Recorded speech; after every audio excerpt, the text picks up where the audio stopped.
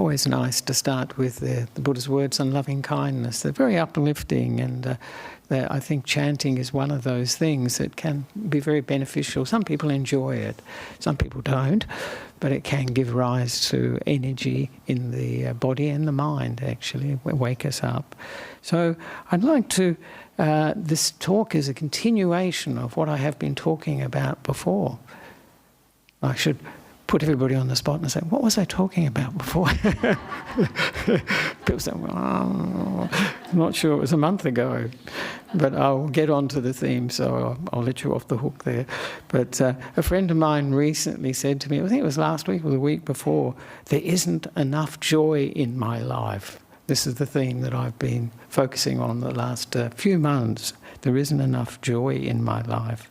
And it reminded me of what Ayakema said to me, actually, when I was at one of her retreats. It was a weekend retreat organised through the Buddhist Society, I think in 1994, January 1994, so a while ago.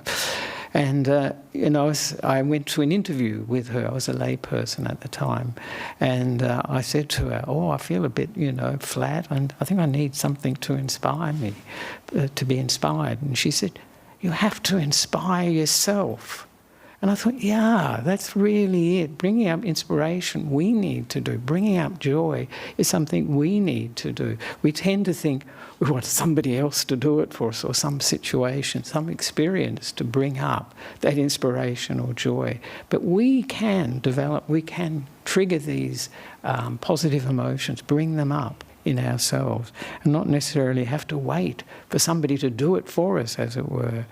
And so I think this is, and it reminded me too, because somebody I know from India, you all know, probably a person who was here for a long time, Rajiv, and he was saying, you are the source of all my blessings. And I said, no.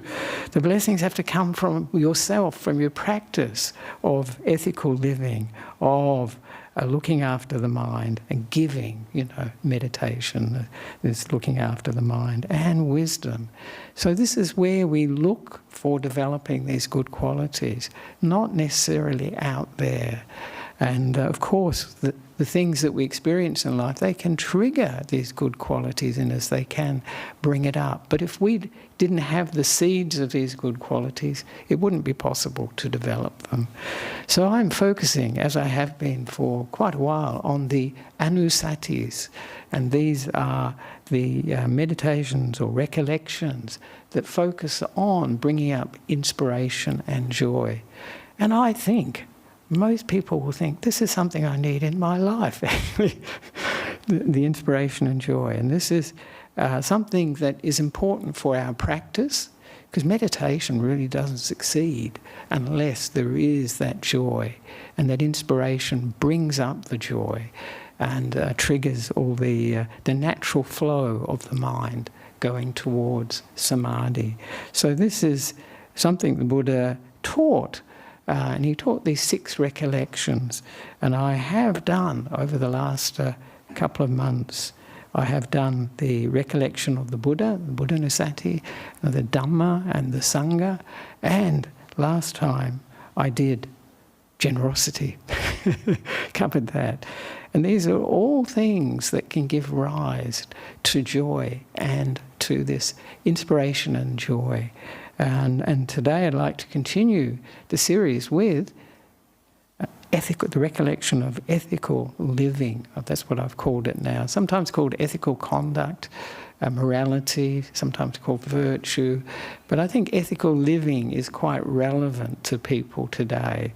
And I know last month, you may remember, Ajahn talked about sila nusati, recollecting our virtue or recollecting our ethical living.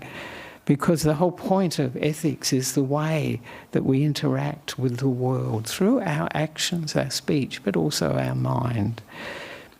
And the Buddha encouraged these recollections along with, there's 4 other recollections that he mentions.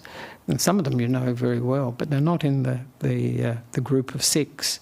The last recollection in the group of 6 is the recollection of devas or devatas.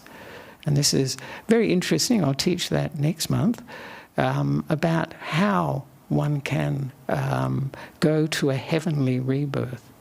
It's very strange. I'll talk about that next month, why the Buddha would encourage people to go in that direction, because you always think, isn't it for Nibbana? But I think he was very practical. Realised not everybody is ready for Nibbana. They haven't got the wisdom, the understanding for it. So those 6 recollections that I mentioned are the basic ones for bringing up joy. And also the other 4 is interesting. It doesn't necessarily, they can have the same effect. Mindfulness of breathing, I think everybody's aware of that, anapanasati, and mindfulness of the body, and recollection of the death, maranasati, and recollection of peace. And the Buddha says that all these 10, when they're developed and cultivated, they lead exclusively to disenchantment or turning away from sense pleasures, the sensory world, to dispassion, letting go of wanting, craving, to cessation of craving, to peace, to direct knowledge, and to enlightenment, to Nibbana. So it all works. It's very interesting. I'm not sure about the Devanasati. It seems like maybe it's a temporary station before going to Nibbana, experiencing Nibbana. So these are 4 bringing up this inspiration and joy in our lives. And of course, I think nearly everybody needs this. And to be able to develop it for ourselves, to see what works for bringing it up. And so this one is going to be about ethical living. And of course, these days, I saw on the internet, I thought, I'll have a look on ethical living, see if there's any interesting stories. And there's a whole range of different subjects people focus on. One of them is sustainable living. And I can sort of understand that because, there has to be ethics involved with the taking care of the environment, not allowing our greed and competitiveness to really damage irreversibly the environment. And of course, I remember last time I gave a talk on ethical living, somebody mentioned ethical investments.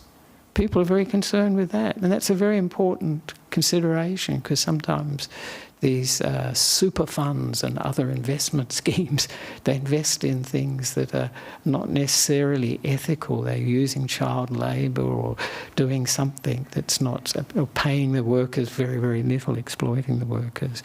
But of course, for the Buddha and the Buddha's teaching, this is not the main focus because ethics is concerned with not harming ourselves, not harming others, not harming both.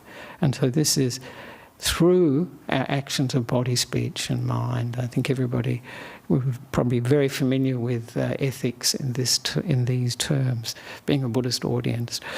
And the equality, the ethical quality, whether it be wholesome, that's sort of positive, or unwholesome, negative, will be determined by the intention or the motivation, where we're coming from. Is it a wholesome motivation or an unwholesome motivation? Is it coming from, something like greed, selfish desire, competitiveness? Is it coming from, ill will, anger? Is it coming from, a sense of self, a very strong sense of ego, all those things, or not, the opposite? So, and of course we know how to, the Buddhist way of developing these, our ethics is through the precepts, isn't it? It's through the precepts. So I think everybody's familiar with that because it's what we use as a framework. And it's really interesting to me as Buddhists, we become very used to the 5 precepts or the 8 precepts and the 10 precepts, whatever. But we don't realise how rare they are in the world, how the clarity of these precepts is not something that's common. Many people in the world don't have this framework of, say, the 5 precepts. And though they have a sense of morality, it's very fuzzy, it's not clear-cut, whereas the Buddha is giving very, very clear-cut framework for us. And it's extraordinarily useful because we have something that can give us support, something that focuses us, makes us aware, because often our awareness can be very fuzzy because of greed, hatred and delusion. Our defilements can make it, or our egos.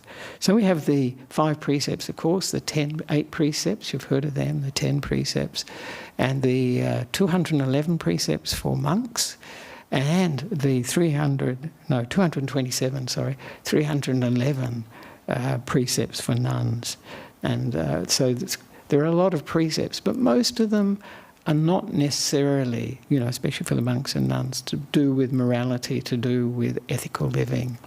They're to do with community harmony and that sort of thing, living in harmony together. There's also very useful teaching, one of the best, I think, and the Buddha emphasised again and again, the 10 courses of wholesome action and the 10 courses of unwholesome action. It's a marvellous thing with the Buddha's teaching. Absolute clarity, isn't it? He usually gives the negative case and then the positive. So he makes it clear what he's talking about. And the clarity of that is incredible. So I will talk about some of these a little bit. The 10 courses of wholesome and unwholesome action a bit. And we all know the important thing with the precepts, of course, is there's the level of restraining or refraining from doing those things. And that is the minimum level. Ajahn Brahm used to call this, one of the teachers who came here, he called it the minimum level. It protects us. We won't do harm to ourselves and to others if we keep the precepts as much as possible. Keeping in mind, nobody will be perfect. And these precepts, the word for precepts is sikkhapada, isn't it? Sikkhapada. And I've seen, usually we say these are training rules. Sikha is training, and pada can be rules, or I saw another translation of steps. That's an interesting one. So there are training rules, guidelines for us to live by. And that's really an important thing to keep in mind. It's not that we have to absolutely keep them perfectly. Can we keep them perfectly? It's probably asking a lot, unless we've got rid of, or unless all our defilements are gone. For an arahant, no problem. For an anagami, no problem. But even for a stream enterer and the once returner, they've still got defilements, so they would be breaking the precepts from time to time. But of course, the other side of practicing of ethical living is developing the positive qualities. So we don't go there. If we're looking out to be kind and caring to beings, we won't kill living beings. And of course, this is in a sense, it's the shortcut for practicing the precepts. It also brings up a lot more happiness in the mind, because it's sometimes difficult for people to think, well, isn't it great that I didn't kill this being? But that is actually a very, very good thing, that one restrained, one didn't go there, didn't do it. But it's easier if we can see, actually looking out for beings, being thoughtful, being kind, rescuing them if they're in a difficult situation.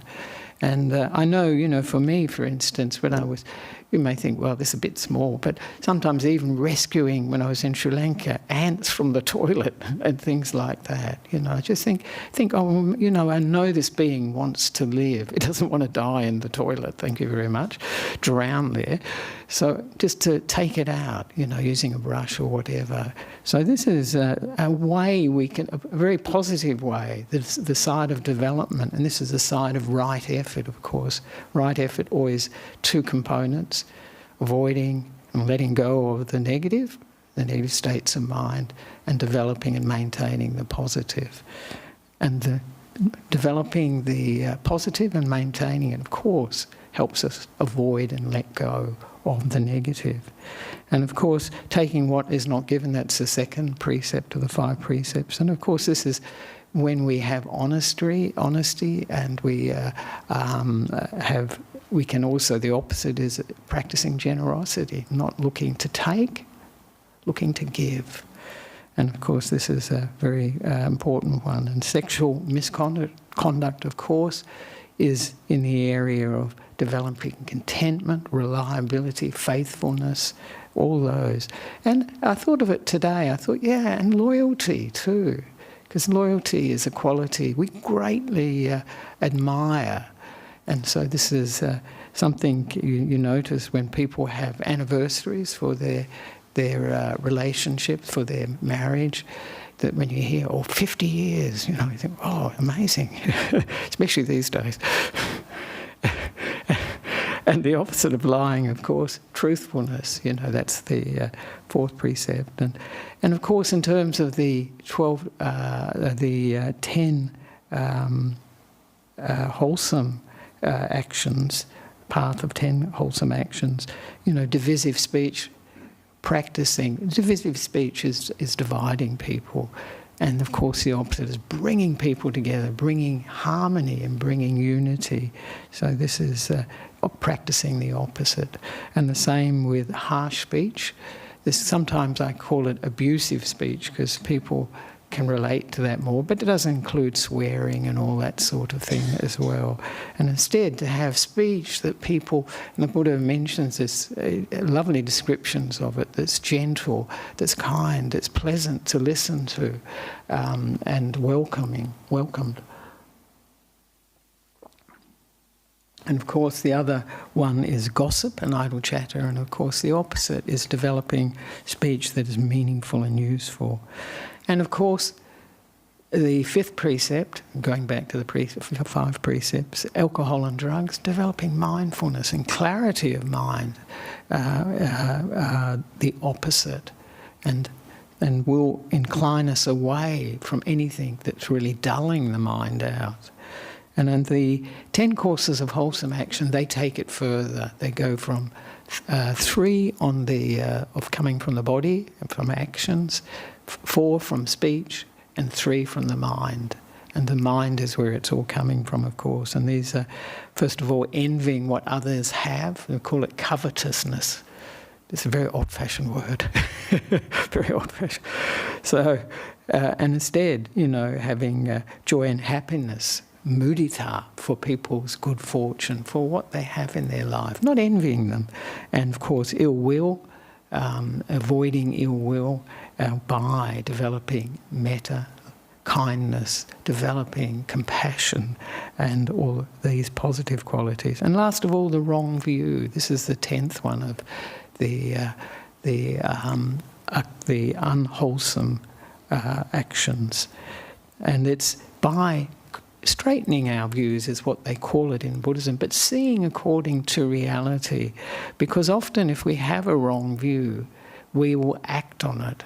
And if it is a wrong view, it's not in accordance with reality, it can do a lot of harm for ourselves and for others as well, because we're just not seeing things clearly.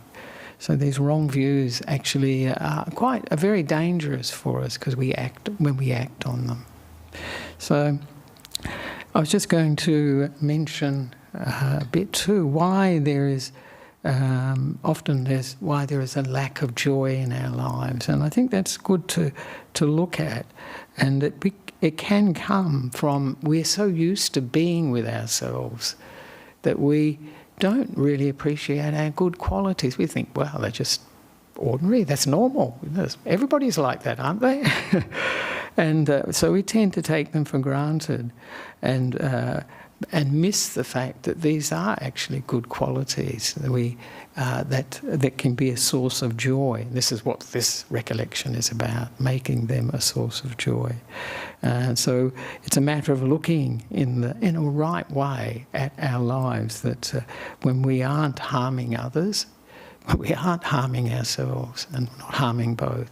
It's actually something that is great, is wonderful. Most of the world is not operating like that.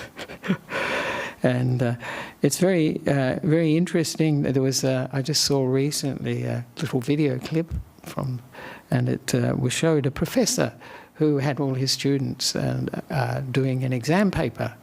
And they was sitting there and they turned the paper over and the paper was blank except for a black spot. Some of you have seen this, it's going around at the moment. And he asked them to write about what their experience of this exam paper was. There was no question, just this black spot. And of course, all of them, what did they write about? The black spot. And where its position was on the paper and so forth. And how big it was probably and all that sort of thing.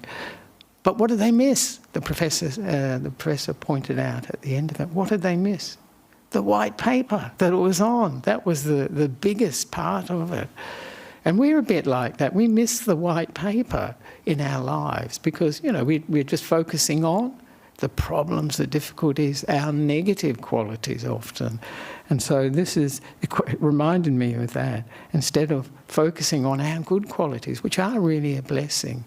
So it is, as I mentioned at the beginning of the talk, just a way of looking inside, a way of looking differently, and to realise that ethical living is not a common thing. It's not that common in our society. When you think of especially if you look at the news, there's a lot of killing, stealing, sexual misconduct in the news all the time, lying, and lots of stuff about alcohol and drugs and other substances. So it's this emphasis on not for going that way is actually quite uncommon, quite precious. So we can appreciate ethical living in those terms. And I think give ourselves a pat on the back. Why not? For doing that. It's always good to remember these recollections are for ourselves, not for advertising. It's not like we're going to get onto the internet and start telling everybody how great we are, and in terms of our ethical living. People would probably not be so impressed.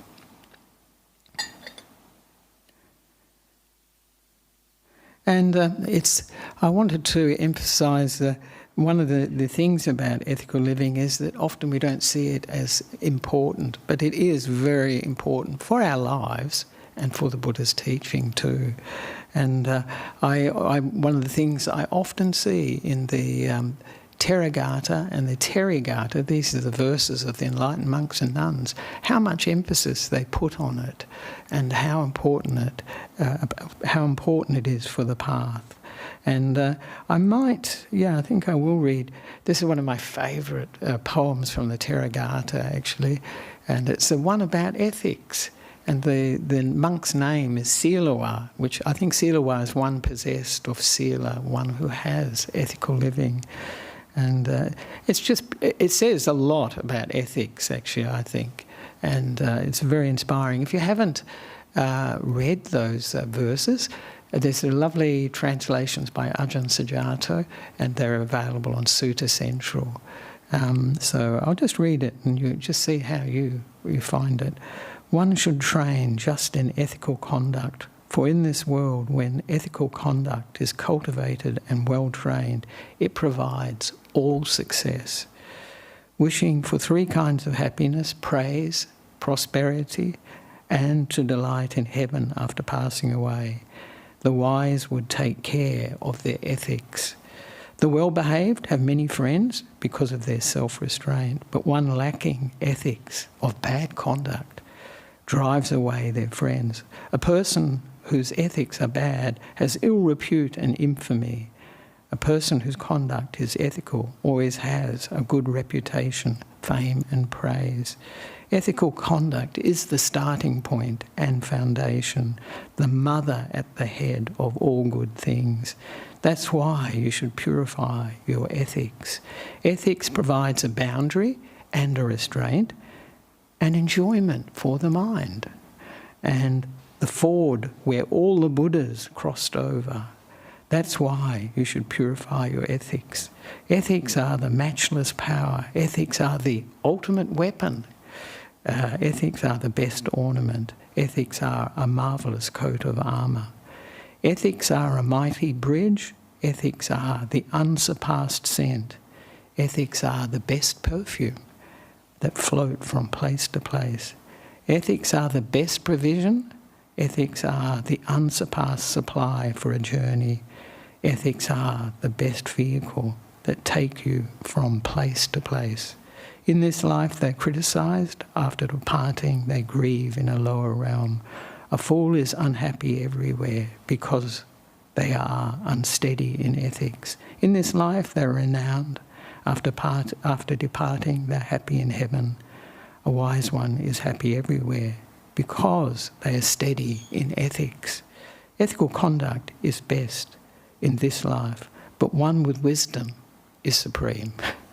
Someone with both virtue and wisdom is victorious among humans and gods. So that's lovely, isn't it? It's really beautiful. And obviously this is somebody who made ethics, ethical living, a big part of their practice. And their practice, it took them all the way to enlightenment. So it's often there are suttas that you see where the Buddha starts from ethical living, keeping the precepts, and goes to, and Ajahn Sadhara mentioned it last month, to non-remorse, and then to gladness, or joy, and then to rapture, and then to tranquility of body and mind, and then to samadhi, then to knowledge and vision of things as they are, and then to liberation. So it goes all the way to the end of the path. So it's a very important aspect of the practice. Often people think, well, meditation's the important thing. This ethical side, well, yes, maybe. So the course, and when we see the benefit of practicing of ethical behaviour, you see that we're not hurting others, not hurting ourselves. We're not creating karma, bad karma through our actions of body, speech and mind. We're creating good karma, actually. And as I mentioned, it's a foundation for the whole path. So this is the importance of ethics and the value of keeping it. And of course the Buddha praised it. And when you think of it, it's 3 factors out of the Noble Eightfold Path, isn't it? 3 out of 8. That's to do with ethics. So it's a very important aspect of our practice. And how do we practice it? Now this is hopefully I've got enough time how to practice. This is the focus, isn't it, really? One I mentioned already that we shouldn't, when we practice the recollection of our ethical behaviour, we shouldn't, or ethical living, we shouldn't expect ourselves to be perfect. And I think that's unrealistic, as I mentioned. And even a stream enterer, who they say is perfect in sila, perfect in ethical living, can break the precepts. But what they can't do is hide it. So that's mentioned in the Ratana Sutta, that they will always, if they've broken the precepts, they will always tell somebody else and then recommit to it. And so it's we need to just to focus on really the successes we've had in our practice of the precepts of ethical living, because we will have had precepts, not on the failures, because that's the tendency to go for the black dot. People are always going for the black dot and not seeing the rest of the picture, the paper, the white paper. And so we focus on those, and it will encourage us to develop them more when we see our successes. And as I mentioned, it will put the practice of ethical conduct, ethical living into perspective. And also it can be good, in a sense, to bring up the sense of comparison by thinking how fortunate we are, as I mentioned before, to have these precepts, these guidelines, and that most people don't have them, and what a valuable thing they are. And I've heard this from a number of people again and again, actually.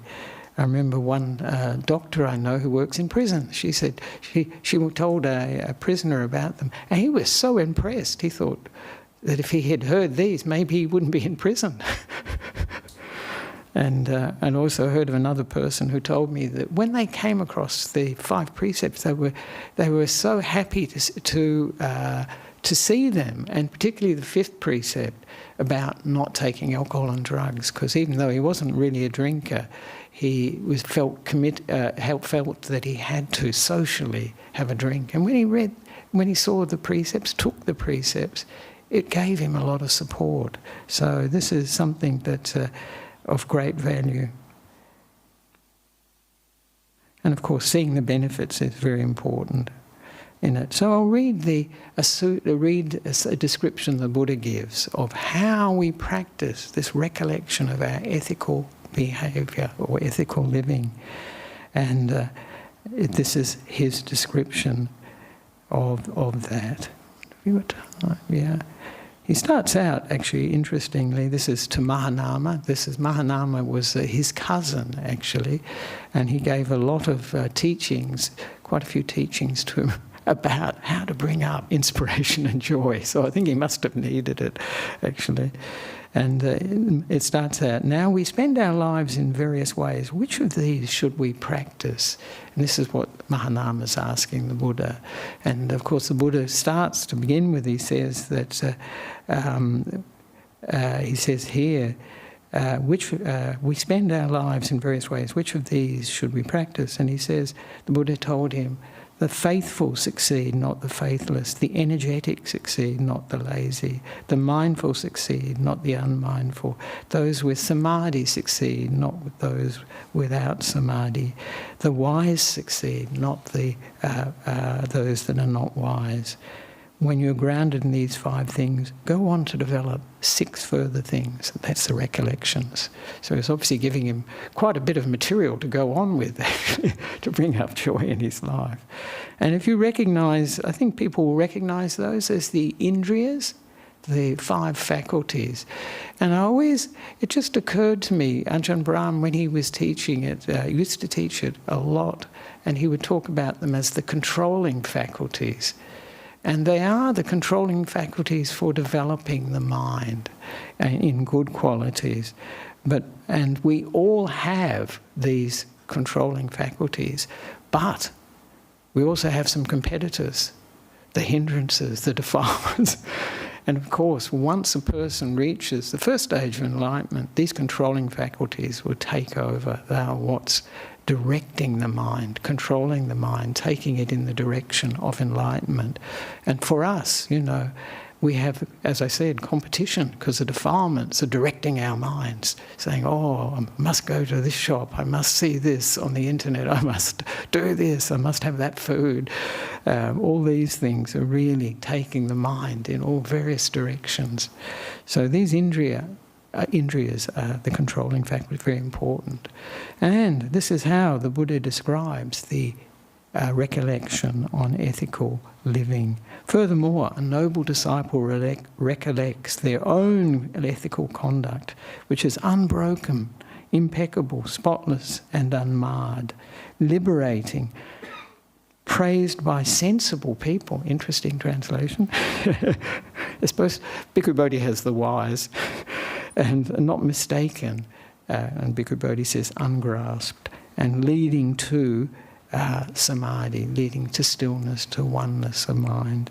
So this is emphasising, of course, that especially when the Buddha mentions that they are unbroken, impeccable, spotless and unmarred, emphasising keeping the precepts, but he's emphasising the purity of keeping them. And of course, as I mentioned, for a stream enterer or above, the first stage of enlightenment or above, that's much easier than before. It's almost, you'd say, natural. It's almost natural. And of course, this keeping of the precepts, restraining, is what we need to do to our best of our ability, but not to be too critical of our shortcomings, not to be critical of our failures, as I mentioned before. Because if we do, anyone think that will bring up joy? Inspiration? I don't think so. So this is a bit of a tightrope, really, to really steer the mind in a positive direction, to see when we've had successes in our practice of keeping the precepts. And sometimes they can be really, really uplifting and encouraging, because we think, wow, I wouldn't have been like that before, you know. And that's another way, actually, we can bring up more inspiration and joy, is thinking, well, previously I wouldn't have been able to do that, you know, restrain myself in that situation. I would have definitely said something or done something. So that can bring up joy. So, and I think Ajahn Sadhguru mentioned last month that this recollection is not for beating up on ourselves. And I think that is a very good point, because it won't bring joy. There's no way. But what is really something can bring up joy in us and inspiration is a commitment to keeping the precepts, not just on special occasions. The 5 precepts, of course, they're something we can keep every day. We can use for our guideline for living in the world, and make them an important part of our life, where we're coming from.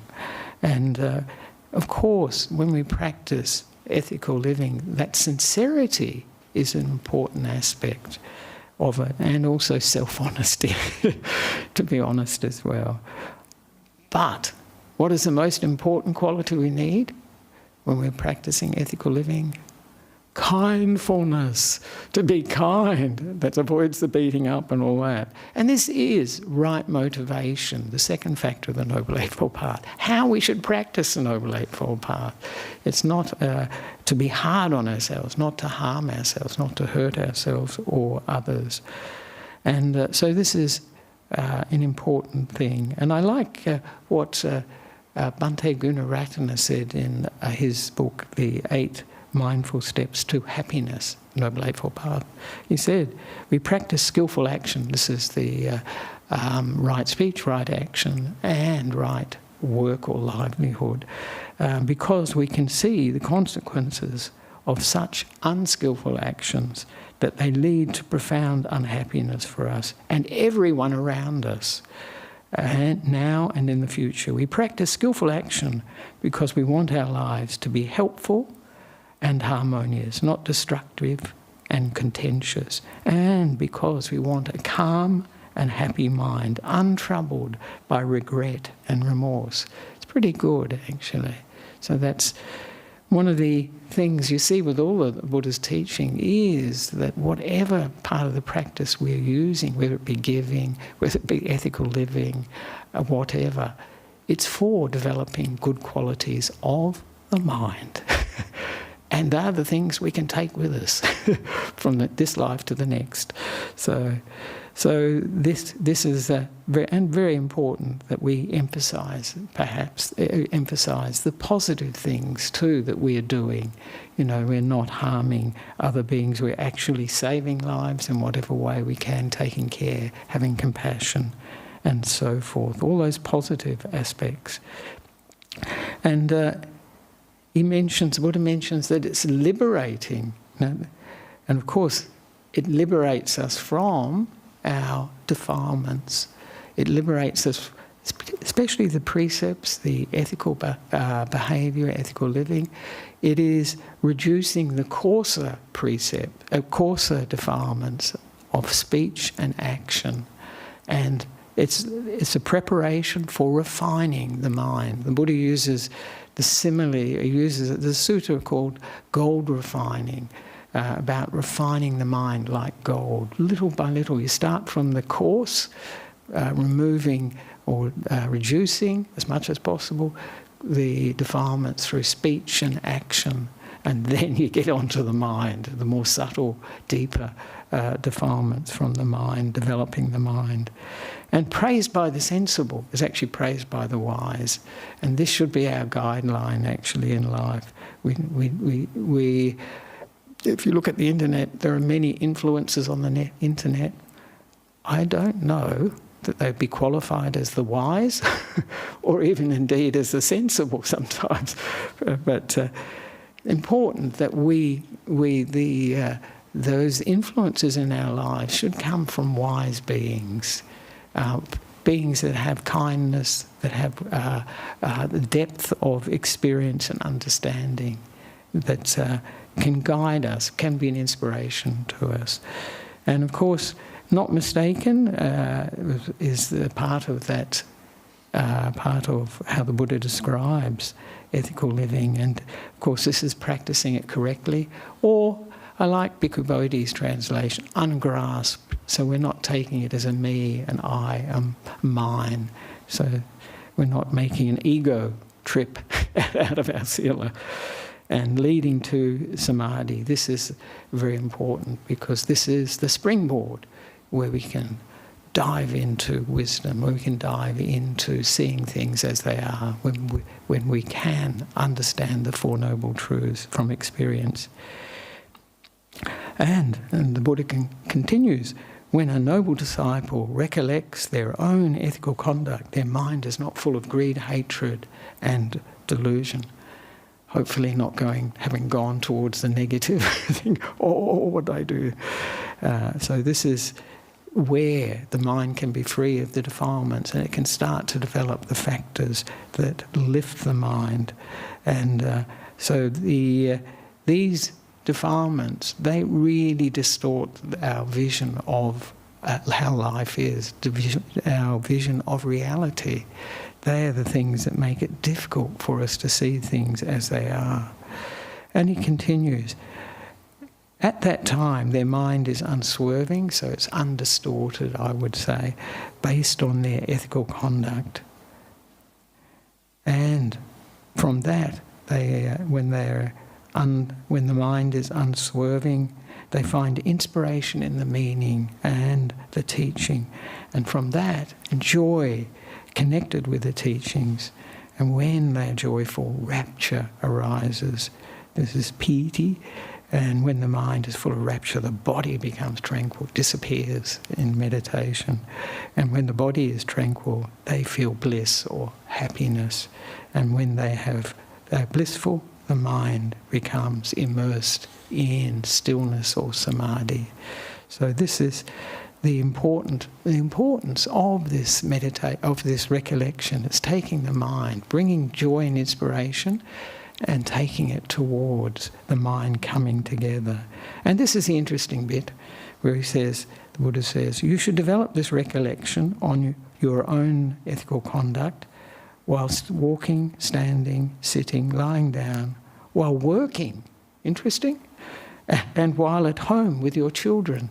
Bhikkhu Bodhi has a nicer translation of that last bit. While living at home in a house full of children. Now that's, I think, recollecting with a house full of children is going to be pretty challenging. But so this is the recollection on our own ethical conduct. But one of the things I think myself, and I'm sure you find it too, is we can develop inspiration and joy from other people's practice of ethical conduct. So it's well worth bringing that to mind when we do a short guided meditation, just 5 minutes. So really, when you look at this, it's a 24/7 practice. If you're doing it at home while you're walking, standing, sitting, lying down, and while the kids are around, probably while the TV's on.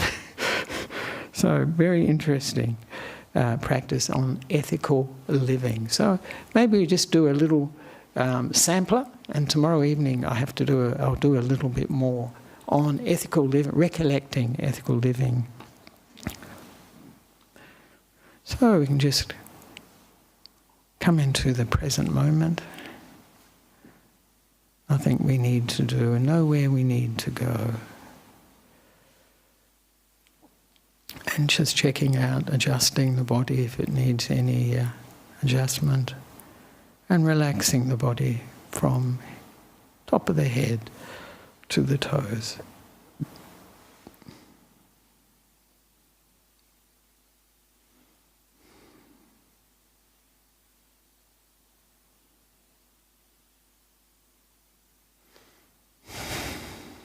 Just being present.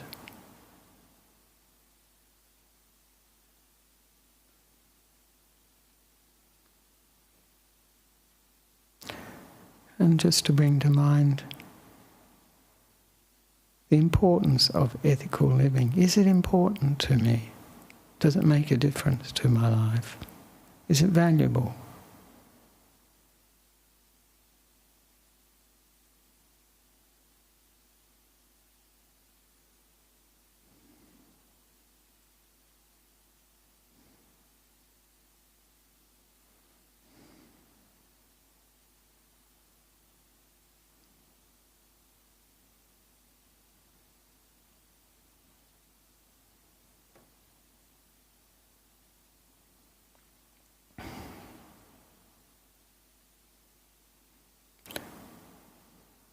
And we can remember any occasions when we didn't say something or do something we know that would be hurtful. How did we feel when we didn't go there, as it were?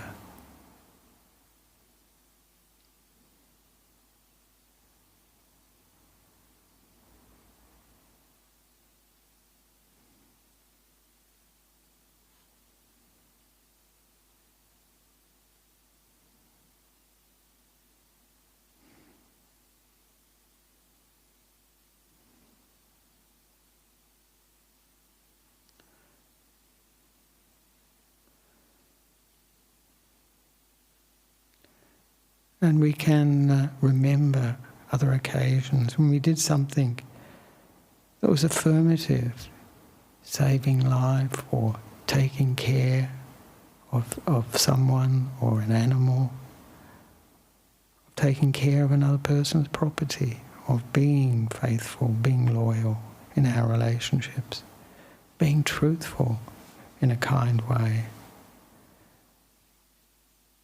And occasions when we're very clear-minded and aware.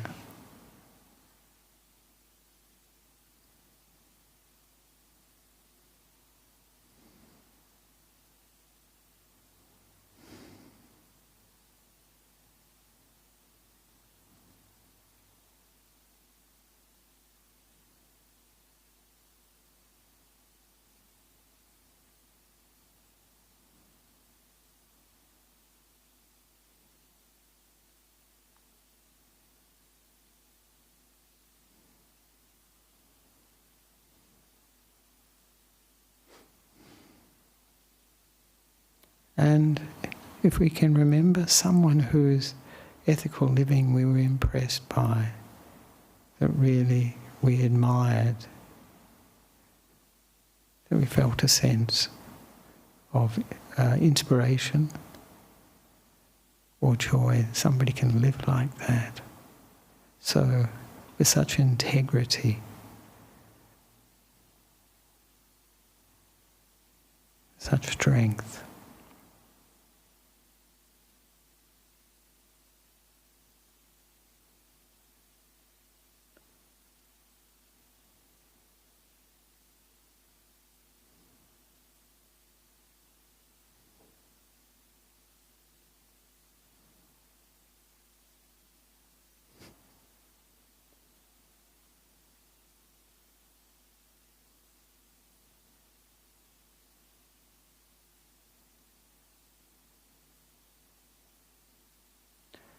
And we can just reflect for a few moments on how we feel now after this very short recollection of ethical living. Did it bring up any sparks of inspiration or joy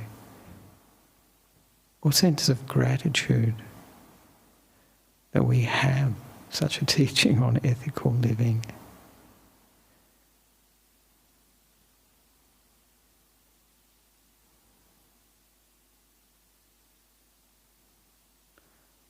And did we see the causes for these feelings to come up? Causes that we can encourage in the future, in our lives.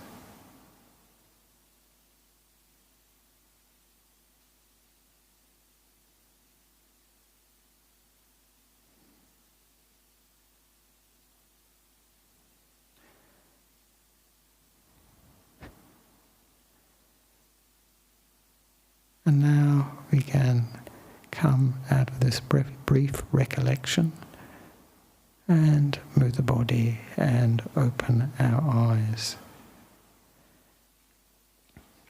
So, just like to conclude by saying, let's inspire ourselves, let's bring joy to our lives by things like recollecting ethical living, by recollecting our generosity, by recollecting the Buddha, or the wonder, the amazing qualities of the Buddha, by recollecting the Dhamma, that we're so lucky to have a teaching like this in the darkness of modern life, and also recollecting the Sangha, those that have practiced fully and realised the teachings of the Buddha, that can be a great light for us, an inspiration for us. So this, in order to bring up this joy and happiness, leading to stillness and the deep wisdom beyond, that's the whole point. And of course, to freedom from suffering, freedom from defilements, freedom from being born again and again, stuck on repeat. So I'd like to thank you for listening this morning, and hopefully you find it useful. I think this ethical living is such an important part of our lives, so if we can really appreciate its importance and its value for us, and thereby, bring up some joy in when we are successful in our practice of the precepts and ethical living. So thank you very much. There we are. Now time for Q&A, I think. Anyone on the Discord yet? No, not yet. It's a terrible name, isn't it? Discord. We want Concord. That's what we want. We want to change it to Concord. That wasn't a great success either. That was the name of a plane that they built quite a few years ago. I think it was, yeah. Any comments, questions or complaints? This ethical behaviour? No. Ethical living? No, there we are. Yes. Oh, there's one over there. Ah, there we are. Yeah, Catherine, yeah, sorry, there. Yeah, now then they can hear it online, so otherwise they hear, One of the things I've been thinking about lately is because usually I make decisions very easily. I know I feel right.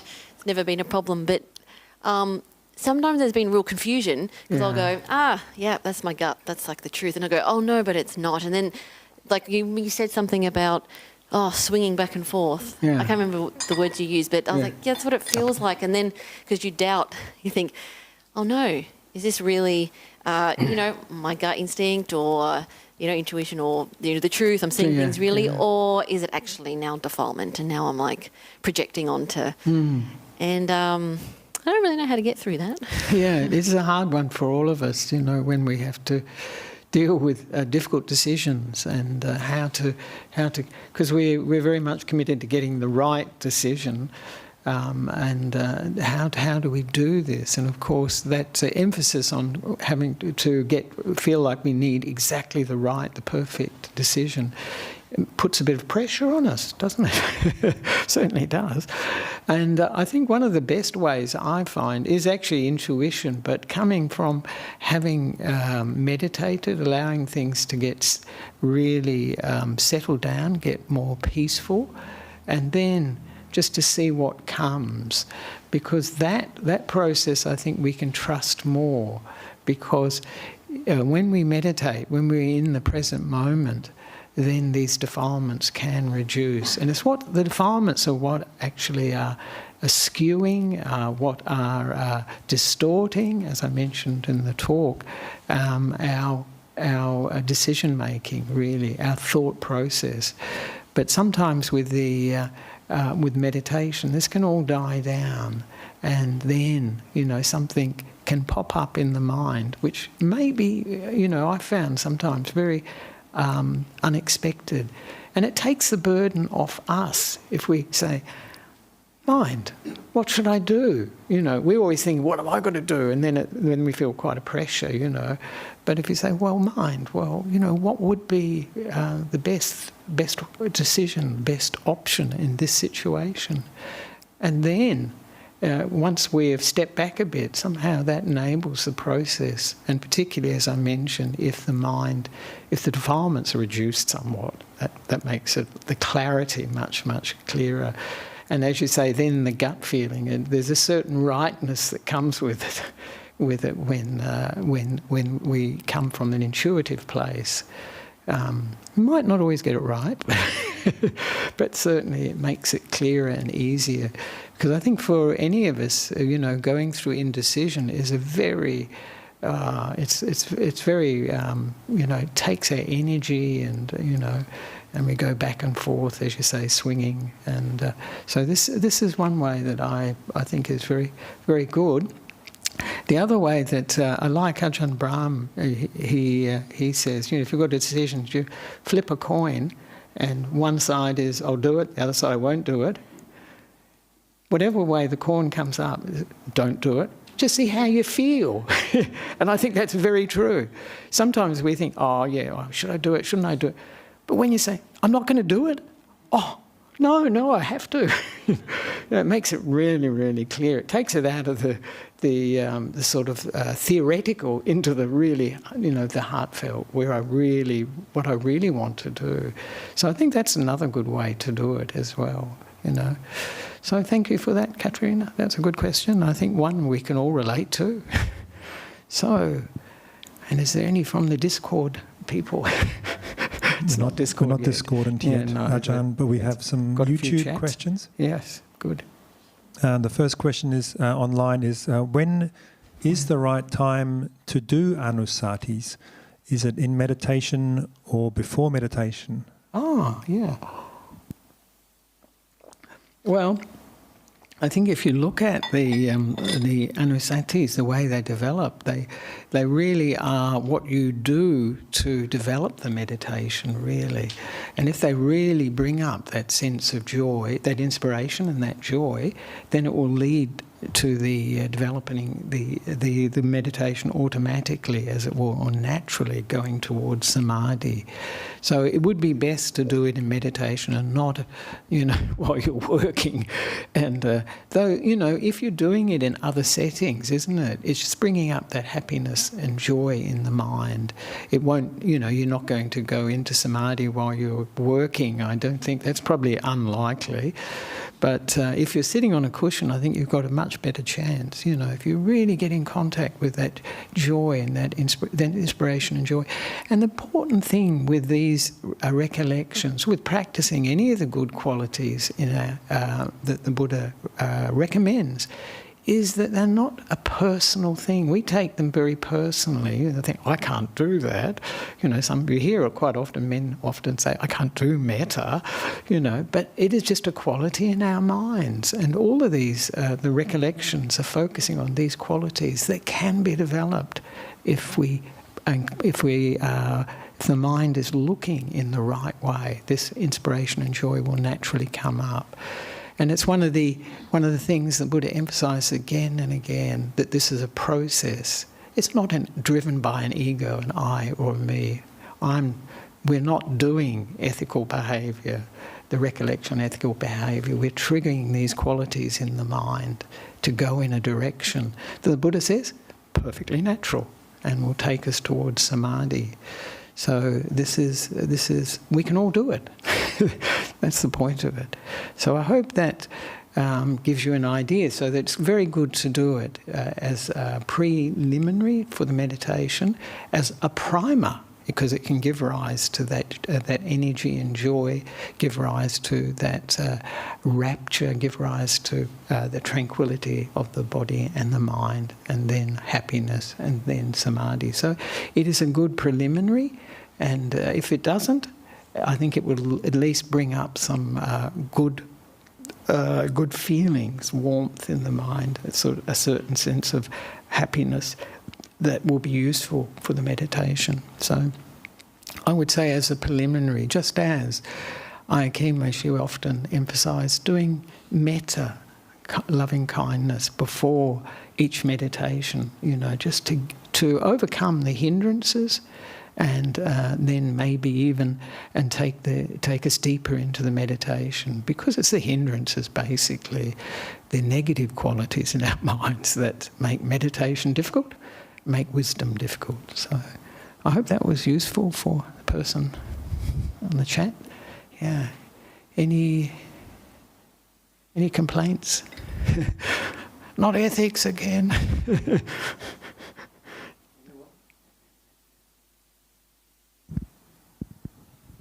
There is one more online question, Ajahn, if we have time for one more. Yeah, I think we have. Yeah, just one more. Yep.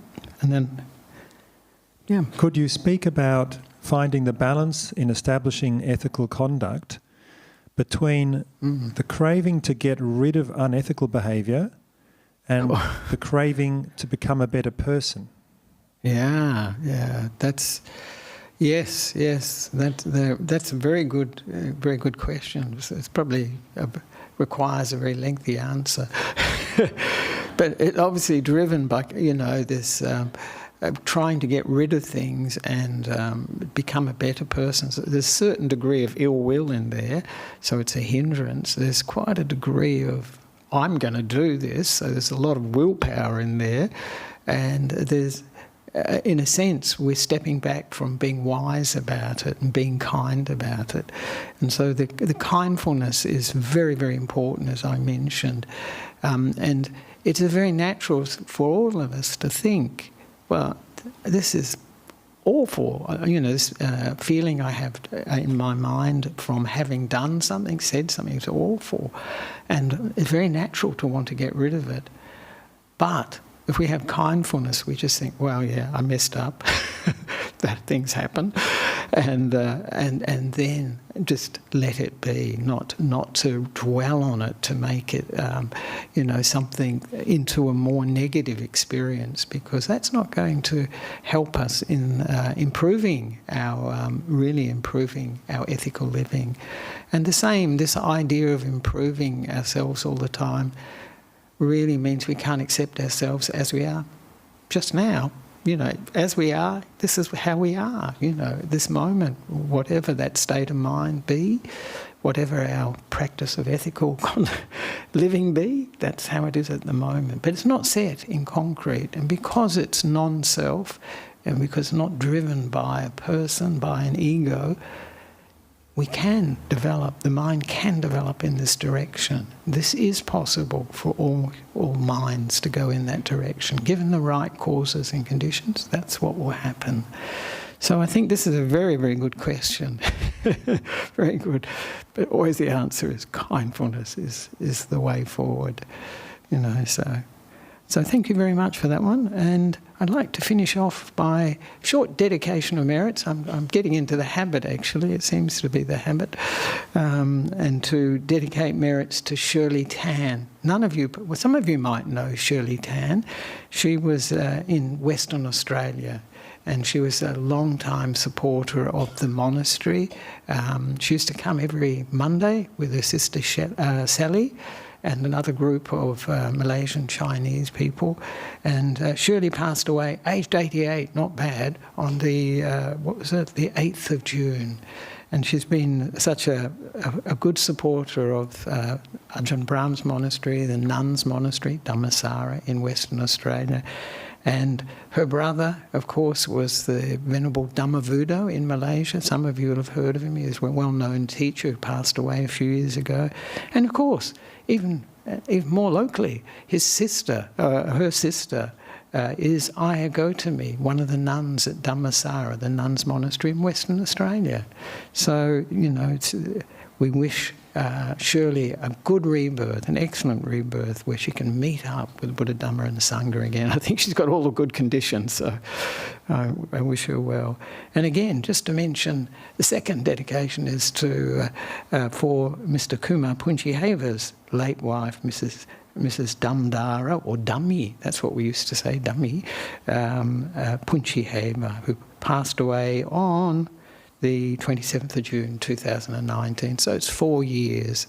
And he and his wife, they started up a place in Colombo for monks and nuns, for both the Sangha, actually wonderful, and also been instrumental in supporting the New Zealand Bhikkhuni Hermitage in Hamilton, so really great.